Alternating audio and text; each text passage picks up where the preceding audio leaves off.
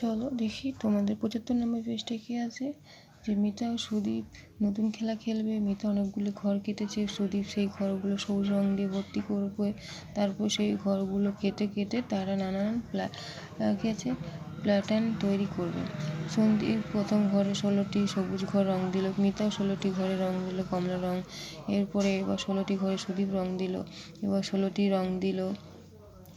এইভাবে তারা পরপর 16টি করে ঘরে রং দিয়েছে। দেখবে গুনবে কটা করে ঘর আছে। সবুজ ঘর দেখো কটা আছে, দেখো কটা, 1 2 3 4 5 6 7 8 9 10 11 12 13 14 15 16, 16টা করে আছে, প্রত্যেকটাই 16 16 করে আছে। ঠিক আছে, তাহলে দেখি কি আছে।